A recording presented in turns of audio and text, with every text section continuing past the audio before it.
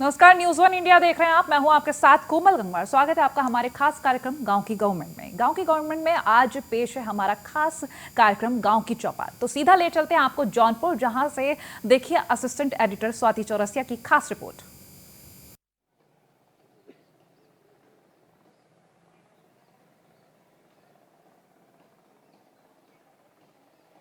नमस्कार, आप देख रहे हैं न्यूज़ वन इंडिया और मैं हूं स्वाति चौरसिया और आप सभी का स्वागत है हमारे खास कार्यक्रम गांव की चौपाल में।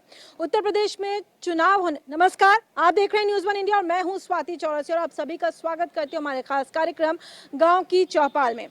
उत्तर प्रदेश में चुनाव होने वाले हैं। आपको बता दें कि यहाँ पर इस वक्त सरगर्मी तेज है और उसी के मद्देनजर आपको बता दें ग्राम प्रधान के चुनाव है और उसके साथ ही आपको हम यहाँ पे बता दें हमने एक चौपाल का आयोजन किया है। चौपाल में तमाम प्रधान आए हैं, जिला पंचायत सदस्य भी आए हैं, यहाँ पे विपक्ष भी मौजूद है। तो गर्मा गर्मी होने वाली आइए कार्यक्रम की शुरुआत करते हैं और सबसे पहले मैं बातचीत कर लेती हूँ जो जिला पंचायत अध्यक्ष हैं उनसे ही आपसे बात करना चाहूंगी। बीता 5 साल कैसा रहा? इसका जो कार्यकाल आपके पास था और जो जिम्मेदारियां आपको मिली थी उसका किस तरीके से आपने निर्वहन किया? क्या क्या काम हुए, क्या काम रह गए? क्योंकि कोरोना का भी दौर आया और उस समय ऐसा समय सबने देखा कि चाह कर भी काम नहीं हो पाया। जी बताएं। बहुत बहुत धन्यवाद आपका स्वाति जी। सबसे पहले मैं न्यूज़ वन इंडिया का मैं बहुत आभार व्यक्त करता हूं कि आज गांव की चौपाल में आयोजित ये कार्यक्रम में हम लोगों को आमंत्रित किया और आपने जानना चाहा।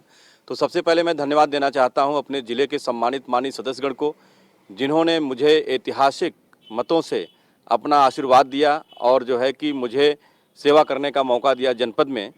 और मैं सबको सहयोग से, माननीय जिला पंचायत के सभी सम्मानित सदस्यगण के सहयोग से मैंने जनपद के विकास को तेज़ी गति से आगे बढ़ाने का काम किया और लगभग हर कोने में हमारे माननीय 83 मेंबर जिला पंचायत के जनपद जौनपुर में हैं और मैंने सभी क्षेत्रों में सबका सम्मान करते हुए जनपद के कोने कोने में जो भी उनके प्रस्ताव आए उनको मैं जो है कि आगे बढ़ाने का काम किया, उसको काम कराने का काम किया, जिसमें मुझे सभी लोगों का सहयोग मिला। मैं आभार व्यक्त करता हूँ अपने माननीय सदस्यगण का और पूरे जनपद वासियों का, सम्मानित जनता का, मुझे भरपूर प्रेम मिला। और रही बात है कि यह जरूर रहा कि काम के साथ साथ तमाम दिक्कतें भी आई, तमाम परेशानियां भी आईं और जिसके कारण जो है कि तमाम संघर्षमय जरूर था, लेकिन हम लोग सभी लोग सबको साथ लेकर के एक साथ चल करके सबके सहयोग से हमने जिला पंचायत को आगे बढ़ाने का काम किया, जिसमें तमाम कार्य हुए हैं। माननीय सदस्यगण से आप पूछेंगे तो तमाम चीज़ें वो बताने का काम करेंगे। तो चलिए, जिस तरीके से अभी हमने जिला पंचायत अध्यक्ष से बात करी है और उनके साथ साथ तमाम यहाँ पर सदस्य भी मौजूद हैं, तो मैं चाहूँगी कि सब लोग अपनी अपनी बात एक बार रखें और अपना नाम भी बताएं ताकि जो दर्शक हैं वो भी जान पाएं कि आप कौन से गांव से हैं और कहां से आप आते हैं, क्या क्या काम आपने वहां पे किए। जी, मैं राजेश लोहिया, मैं वार्ड नंबर 47 का जिला पंचायत सदस्य हूँ। जैसा भी हमारे माननीय जिला चेयरमैन साहब ने बताया, हम लोग जितने मेंबर थे, हम लोग जितना उम्मीद था उतना काम अच्छा हुआ। जैसे हमारे यहाँ आज़ादी के बाद से सुदनीपुर में पाल और पटेल बस्ती है, वहाँ पे आज़ादी के बाद से कभी कोई जाने का रास्ता नहीं था। माननीय अपने अध्यक्ष जी ने हमारे आग्रह को स्वीकार किया और आज वहाँ पर अच्छी खासी सड़क आपने बनवाने का काम किया, जिसमें सड़कों का तो बहुत सारा नाम है, बड़ा समय लग जाएगा, लेकिन अपने कार्यकाल में जो उम्मीद माननीय अध्यक्ष जी से थी वो तो पूरी तरीके से पूरी हुई। लेकिन बीच में जब माननीय श्री अखिलेश यादव जी की सरकार गई और उत्तर प्रदेश में एक ऐसी हुकूमत आ गई जिन्होंने हम लोगों को पूरी तरीके से, जो मेरा जनता के बीच में वादा था वो तो पूरा किया, लेकिन जो बाद में अपना इरादा था उसको पूरा नहीं कर पाया। इस सरकार ने लगातार कोई न कोई नियम बदला, जब टेंडर्स हो गए तो उसमें कोई न कोई हस्तक्षेप किया। लगातार जो मेरी इच्छा पूरी नहीं हो पाई उसमें सिर्फ और सिर्फ ये मौजूदा सरकार की गलत नीति के कारण हम लोग अपना काम कम कर पाए। इस बात यानी कि आप आरोप लगा रहे हैं कि जब अखिलेश यादव की सरकार थी, समाजवादी पार्टी की सरकार थी, तब आप लोग खुल करके काम कर पाए और आपके जो भी टेंडर होते थे और जो पैसे का आप लोगों को पैसा दिया जाता था वो आपको समय से अलॉट हो जाता था। लेकिन योगी सरकार आने के बाद ऐसा नहीं हो पाया। लेकिन योगी सरकार तो तमाम दावे करती है कि हम डेवलपमेंट की ओर लेकर के जा रहे हैं उत्तर प्रदेश को उत्तम प्रदेश बनाएंगे और उसी की वानगी पर ही हम चुनाव लड़ेंगे, विकास को लेकर के हम चुनाव लड़ेंगे।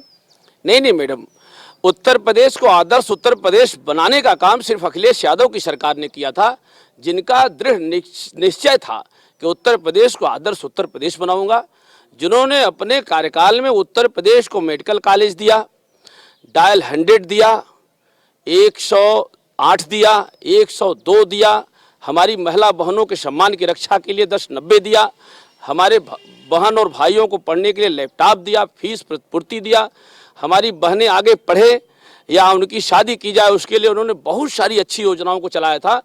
जो किसान व्यापारी का बीमा जिन्होंने किया, किसान दुर्घटना बीमा दिया, जन कल्याण की तमाम ऐसी योजना थी जिसपे अपने शासन में आते ही माननीय योगी आदित्यनाथ जी ने तत्काल उसको बंद करने का काम किया। और मैं दावे के साथ कहता हूं कि हमारे राष्ट्रीय अध्यक्ष जी की योजना थी उत्तर प्रदेश में समाजवादी पेंशन योजना, जिसका खुलकर हाई कोर्ट के जज, रिटायर्ड जज और मौजूदा जज साथियों ने भी कहा कि ये पूरी दुनिया में इकलौती ऐसी योजना है जिससे जनता का, गरीब जनता का सीधे सीधे लाभ है। इन्होंने विकास कहाँ किया? अभी यहाँ पे हमारी सरकार में अधूरा सरकार भले ही आई थी, लेकिन पिछले लगभग एक हफ्ते से मैं जौनपुर में मौजूद हूँ। जो सड़कें मैंने यहाँ पर देखी हैं वो तो योगी जी की सरकार से पहले ही आप लोग आ चुके थे। और जो खस्ताहाल सड़कें, चाहे हम गांव के अंदर की भी, भीतर की भी बात करें तो बेहद खस्ताहाल सड़कें मुझे देखने को मिली हैं वहाँ पर। तो आप कैसे कह रहे हैं कि योगी जी के कार्यकाल जब आया तो आपका काम रुक गया, लेकिन उससे पहले हो रहा था? उससे पहले तो समाजवादी पार्टी की सरकार थी, लेकिन तब भी काम नहीं हुआ। नहीं, ऐसा नहीं है। माननीय जी की जब सरकार थी तो आप देख लें, हम गांव का नाम बताते हैं, हमारे यहाँ कोई रास्ता नहीं था। आज़ादी के बाद की बात मैं बता रहा हूँ। हमारे यहाँ कटेसर गांव है, बिंद निषाद केवट लोग वहाँ रहते हैं, सारी जाति के लोग रहते हैं, जाति की बात नहीं है। उन्होंने लोहिया गांव किया और पूरे गांव को सीसी रोड से जोड़ा। और आपको हम अवगत करा दें कि हमारे नेता ने कटेसर में इस पार से उस पार जाने के लिए आज़ादी के बाद से आज तक कभी पुल नहीं बना था, उन्होंने बड़ा पुल दिया और आज कटेसर का जो कटा सर था उसको जोड़ने का काम किया।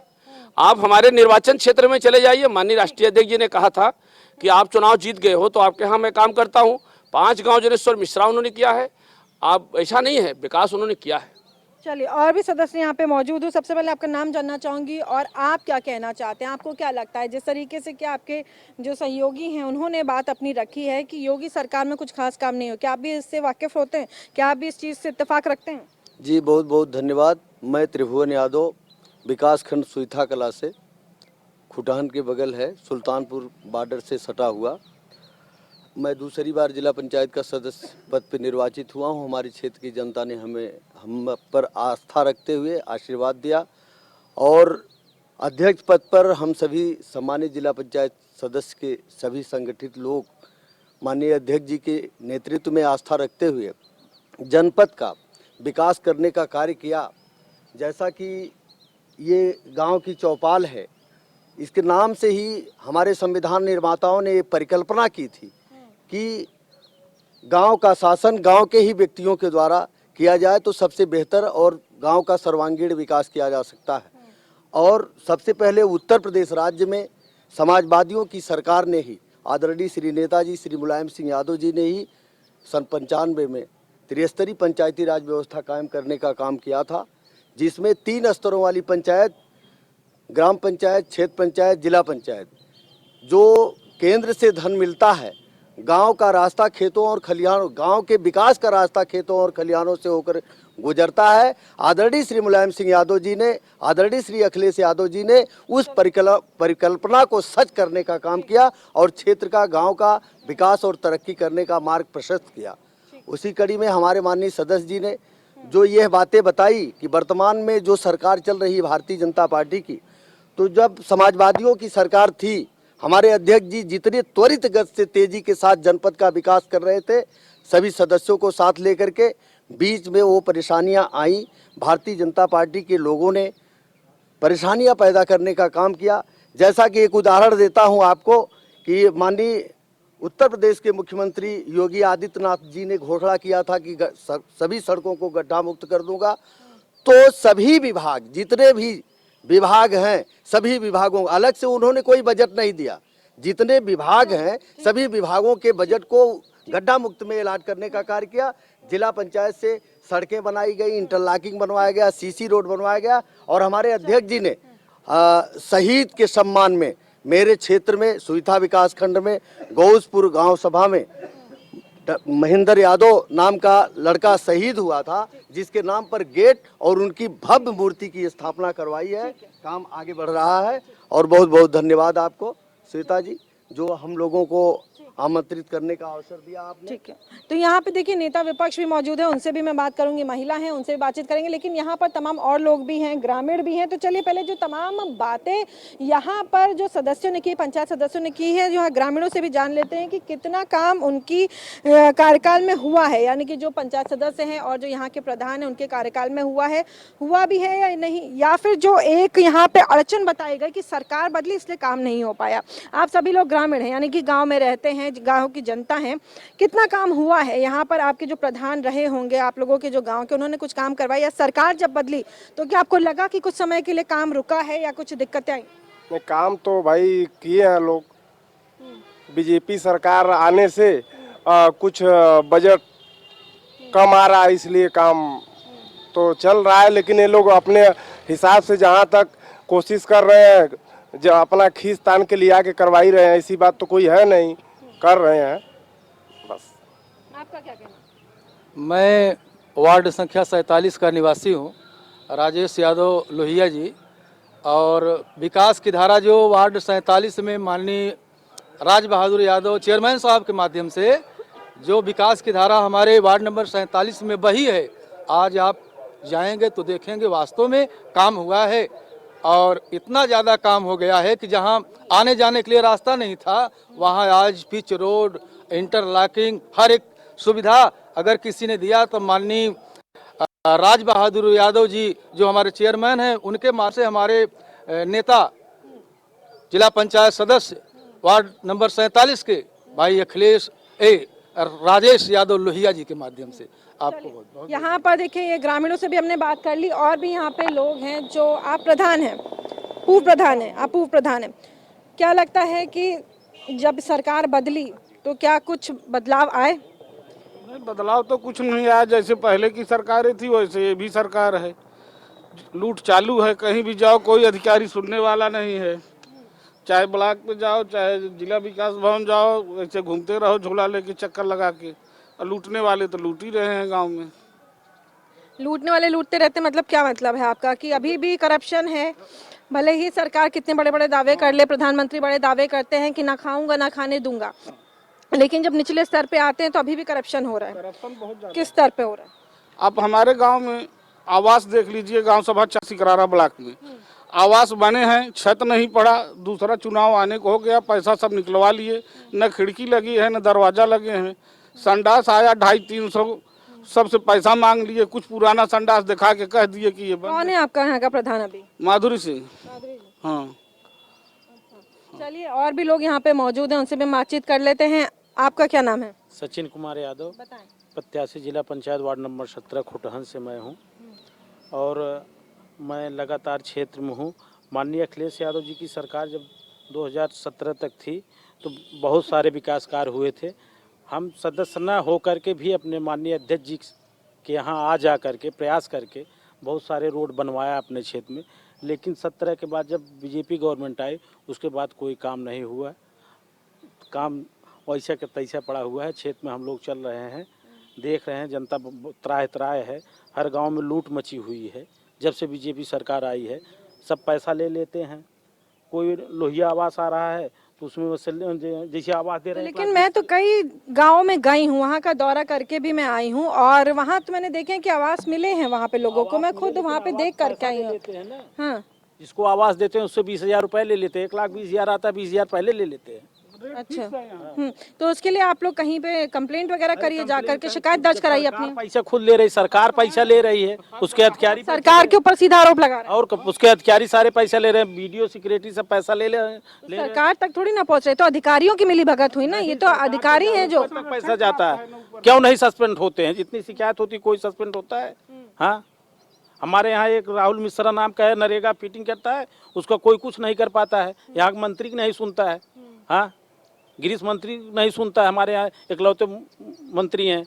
हाँ, सब पैसा ले रहा है। चलिए, तो ये यहाँ पर तमाम नाराजगी देखने को मिल रही है और जाहिर सी बात है कि जब सत्ता में जो सरकार है उसको विपक्ष घेरेगा ही। यानी कि आपको बता दें, जो चुनाव हुए थे वो समाजवादी पार्टी के समय पे हुए थे और तभी कार्यकाल शुरू हुआ था, लेकिन उसके बाद इन लोग बीच में बीजेपी की सरकार बनी और उसके बाद सरकार बदली, तो जाहिर सी बात है तमाम बदलाव होने ही थे। और यहाँ पर एक महिला भी मौजूद हैं, आप समाजवादी पार्टी से विपक्ष से हैं, आपसे जानना चाहूँगी क्या बदलाव आपको दिखते हैं? क्या योजनाएं समाजवादी पार्टी की थी जिनको रोका गया और वो पूरी नहीं हो पा रही हैं, और क्या काम आपको लगता है कि भाजपा ने कराए हैं, नहीं कराए हैं, कहाँ पर रुकावटें आ रही हैं विकास में?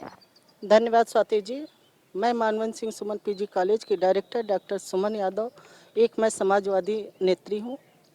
जैसा कि आपने प्रश्न उठाया कि सरकार की, मुझे जहाँ तक मेरा किसी सरकार से कोई ऑब्जेक्शन नहीं है, लेकिन मुझे जो अपनी बातें कहनी है वो सरकार की नीतियों पर मैं फोकस डालती हूँ कि मुझे विरोध है सिर्फ उनकी नीतियों से।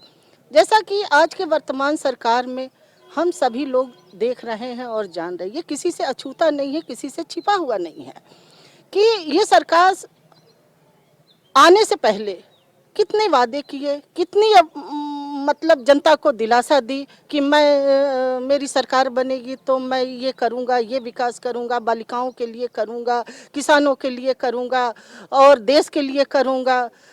लेकिन ये सारे वादे जो मैं देख रही हूँ कि बिल्कुल कथनी और करनी में बिल्कुल धरती आसमान का अंतर जो दिखाई दे रहा है। जहाँ तक कि मैं एक महिला हूँ, मैं इस समाज की, इस देश की महिलाओं के विषय में मैं कहना चाह रही हूँ कि देखिए, हमारे इसी सरकार में मैं देख रही हूँ कि महिलाएं और बच्चियाँ पूरी तरीके से असुरक्षित नजर आ रही हैं। जैसा कि इन्होंने कहा कि नारा दिया कि बेटी पढ़ाओ बेटी बचाओ, आप देख रहे हैं कि आज के उसमें दौर में महिलाएं पूरी तरीके से असुरक्षित हैं। लड़कियां, बहू बेटियां घर से बाहर निकलना मुश्किल हो रही है। उसके साथ कितने बड़े बड़े हादसे कांड हो जा रही है, सरकार उसके कान तक जो नहीं रेंग रहा है। अभी आप देखिए हाथरस की बेटी के साथ कितने। देखिए, लेकिन यहाँ पे हम मुद्दा कुछ और है, हमारा चौपाल है, लेकिन क्राइम की अगर बात करें तो समाजवादी पार्टी के समय पे भी क्राइम में कोई कोताही नहीं थी, कोई कमी नहीं थी। वहाँ पे भी बेखौफ होकर के तमाम जो उनके नेता ही थे वो घुमा करते, तो न जाने कितने आरोप लगे। खैर, चलिए रुक करते हैं चौपाल का और दोबारा वापस आते हैं चौपाल पर और बात कर लेते हैं। नाम बताएं आप अपना, और आपको क्या लगता है कितना काम हुआ, कितना नहीं हुआ, क्या काम रहेगा, कोरोना की वजह से क्या रुकावट आई काम में? धन्यवाद स्वाति जी। हम जेपी यादव जिला पंचायत मेंबर हैं। जिस क्षेत्र में आप चौपाल लगाएं इस क्षेत्र का भी मेंबर हम ही हैं। काम का जो बात है, देखिए एकदम साफ बात है। हमारे अध्यक्ष जी जो है समाजवादी पार्टी के चेयरमैन रहे और उन्हीं के बदौलत जो भी काम हुआ हमारे क्षेत्र में हुआ। करीब 5-7 करोड़ की योजनाएं हुई, लंबी लंबी सड़क बनी, अभी प्रस्तावित कार्य भी हैं जिसको टेंडर हुआ है, अभी होना है, भले ही कार्यकाल ख़त्म हो गया है। और ऐसी कोई सड़कें हमारे यहाँ बड़ी सड़कें नहीं हैं जिस पर काम नहीं हुआ। रिन्यूअल हुआ, गड्ढा मुक्ति हुआ, इंटरलॉकिंग हुआ। तो ठीक है, मैं संतुष्ट हूँ, हमारी क्षेत्र की जनता भी संतुष्ट है इस काम से। भले ही सरकार बीजेपी की है, लेकिन जो कार्य मेरे द्वारा हुआ वो हमारे चेयरमैन साहब का एहसान है, उनके द्वारा, उनके आशीर्वाद से हुआ। और इस सरकार का कोई बजट तो हर सरकारें देती हैं, आती हैं, चाहे जो भी पार्टी हो, चाहे जो भी जिसकी सरकार हो, लेकिन जो कार्य होना चाहिए था, जो भी हुआ उतना है, संतुष्ट सब लोग हैं। लेकिन वह हमारे चेयरमैन साहब के कारण हुआ, न कि बीजेपी गवर्नमेंट हुआ, क्योंकि बीच में हम लोग लेकिन देखिए पैसा तो आपको वहीं से ही मिलेगा ना, भले ही चाहे चेयरमैन कितनी ही कोशिश कर ले, अगर सरकार पैसा अलॉट नहीं करना चाहेगी तो नहीं करेगी। ये तो संभव ही नहीं है ना, ये तो बात ही संभव नहीं हो सकती कि अगर अधिकारी या सरकार जो अभी वर्तमान में सरकार है, अगर वो पैसा नहीं अलॉट करना चाहे तो नहीं करेगा। ये तो संभव नहीं है। सरकार है लोगों के विकास के लिए ही आई है, ये कैसे संभव हो सकता है? हम बता रहा हूँ, और सरकारें रहीं, अलग से भी निधियां आती थी, अलग से भी बजट आया करता था। चेयरमैन जो रहते थे या जो भी होते थे अधिकारियों के माध्यम से, चेयरमैन के माध्यम से। इस सरकार में सिर्फ और सिर्फ नियम तो है 14 वित्त होना है जिला पंचायत में, वो तो देना है चाहे जो सरकार हो। यह सरकार का एहसान नहीं है, संविधान में है, नियम में है, 14 वित्त है। मान लीजिए राज्य वित्त है, 14 वित्त काट दिया गया, पहले 14 वित्त भी रहता था। लेकिन मैंने तो ऐसा कई जिलों में देखा है कि प्रधान को पैसे मिल गए लेकिन उसके बाद भी उसने विकास नहीं किया। स्कूल की बात करें, स्कूल सबसे ज़्यादा मुख्य मुझे लगता है कि सड़कें और स्कूल इसलिए, और महिलाओं के लिए शौचालय इसलिए क्योंकि तीनों बेहद महत्वपूर्ण चीज़ है। महिलाओं के लिए सुरक्षा, शौचालय होना चाहिए सबके पास, विकास के लिए अच्छी रोडें होनी चाहिए, मजबूत रोडें होनी चाहिए, स्कूल होने चाहिए, ताकि जो भविष्य है वो निर्भर करता है कि जैसे पढ़ाई मिलेगी बच्चे वैसे बढ़ेंगे।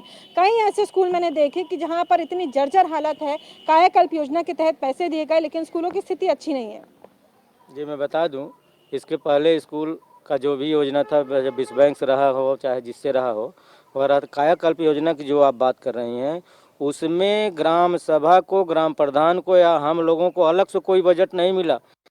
अगर अलग से बजट ग्राम सभा में दिए होते तो कायाकल्प योजना का बजट आता, पैसा और बजट में रहता 14 वित्त का ग्राम प्रधानों का, उसका गाँव का और कार्य होता, लेकिन इन्होंने वही किया, उन्हीं के बजट में से वही अपना करा दिया। चलिए, यहाँ पर कहना है कि बजट में पैसा एक्स्ट्रा नहीं दिया गया लेकिन हर एक स्तर पे पैसा अलॉट किया जाता है। ये प्रधानों के ऊपर भी होता है, वो किसका कितना उपयोग कर रहे हैं। आप पैसे का सही जगह उपयोग कर रहे हैं नहीं। फिलहाल बाकी जो ग्रामीण हैं उनसे भी बातचीत कर लेते हैं। आप यहाँ पे मौजूद हैं, आपके गांव में कितना काम हुआ है, कितना विकास हुआ है, इस चीज़ से बिल्कुल परे रख करके कि समाजवादी पार्टी आई है या फिर बीजेपी आई है, ये बताइए विकास कितना हुआ? जी, मेरा नाम चेतन सिंह है, मैं चाँदपुर सिकरारा ब्लॉक में है और 53 नंबर है उसका वो। मैं वहाँ का रहने वाला हूँ। न इसमें योगी जी का कोई दोष है और न जिला अधिकारी का दोष है, न जिला विकास अधिकारी का दोष है। दोष है ब्लॉक स्तर के जितने कर्मचारी हैं। हमारे यहाँ सेक्रेटरी हैं अखिलेश सरोज। मैं इतना एप्लीकेशन दे चुका हूँ लेकिन गांव में आकर के न शौचालय चेक हो रहा है, न आवास चेक हो रहा है। गरीबों से पैसा धुंध लिया जा रहा है। और आप हमारे गांव का दौरा कर चुकी हैं 24 तारीख को, जो वहां पे उनके अपने लोगों ने जो हकीकत बताया वो हकीकत है नहीं। जिस रोड को आपने देखा था वो इंटरलॉकिंग जिला पंचायत से बनाया गया है, न कि प्रधानी से बनाया गया है। हकीकत कुछ और है, दिखाया कुछ और जा रहा है। गरीबों से पैसा आवास के नाम पर 20,000 15,000 न छत, गरीब सूद ब्याज ले करके अपना छत डाल रहे हैं। इसमें न योगी जी कोई दोषारोपण दे सकता है, न जिला अधिकारी को दोषारोपण दे सकता है। सरकार के ही अधीन कर्मचारी होते हैं, सरकार के ही अधीन कर्मचारी हैं। अगर सरकार सख्त है, सरकार में अगर भ्रष्टाचार नहीं है, ब्लॉक स्तर, लेकिन सरकार ने तो पैसा दे दिया ना, उसके बाद तो सही बात है, ब्लॉक स्तर पर जो लोग हैं वो काम कर रहे हैं। और सपा दोनों एक सिक्के के दो पहलू हैं। यहाँ मल्हनी में जब तक धनंजय सिंह थे उन्होंने सुनछा का पुल बनवाया, बबूराम में पुल बनवाया, रीठीराम, सारा विकास पुलों की तो आप बात अगर करें तो खुद ही मैं एक हफ्ते से यहाँ पे देख रही हूँ, खस्ता हाल है, रोड भी खस्ता हाल है, पुल भी खस्ता हाल है। अगर विकास पुरुष की बात करेंगे तो माननीय धनंजय सिंह ही विकास पुरुष हैं जौनपुर के। और जो प्रधान की बात है, प्रधानों के खाते में पैसा दिया जा रहा है, लेकिन प्रधान जो है भ्रष्टाचार। हमारे गाँव में ग्राम सभा चांदपुर में जिले में सबसे भ्रष्ट गाँव है। और इसलिए मैं आपके माध्यम से और देवेंद्र खरे के माध्यम से मैं ये कहना चाहता हूं माननीय जिला अधिकारी से, माननीय सीडीओ साहब से, माननीय जिला विकास अधिकारी से कि हमारे गांव में चल करके अगर विकास की गंगा बह रही है तो उसको देखना चाहिए उनको। बिल्कुल, तो संज्ञान लेना चाहिए। डीएम हो, आपकी बात भी मैंने सुनी है कि चाहे डीएम हो, एसडीएम हो, तमाम जो अधिकारी जिनको इस जिम्मेदारी दी जाती है उनको समय समय पर जा करके रियलिटी चेक करना चाहिए कि सरकार ने जो योजनाएं बनाई हैं वो उन योजनाओं का पालन हो रहा है या नहीं, सही तरीके से लोगों को सुविधाएं दी जा रही हैं या फिर नहीं। तो गांव की गवर्नमेंट कार्यक्रम में हम यही करते हैं, ग्राउंड जीरो पर जाते हैं और जहां पर मुझको कुछ भी चीज़ें गलत लगती मैं उसको भी सामने रखती हूँ। और आज हमारा कार्यक्रम था गांव की चौपाल, जहां पे आप देख सके हैं कि तमाम नेता यहां पर मौजूद हैं। एक बार मैं चाहूंगी फटाफट यहां पर दिखा दे, ग्रामीण भी मौजूद हैं यहां पर, पूर्व प्रधान, वर्तमान प्रधान और पंचायत के अध्यक्ष, पंचायत के सदस्य, तमाम लोग यहां पर मौजूद हैं। गांव की चौपाल कार्यक्रम में फिलहाल इतना ही। देश और दुनिया की तमाम खबरों के लिए बने रहिए न्यूज़ 1 इंडिया के साथ।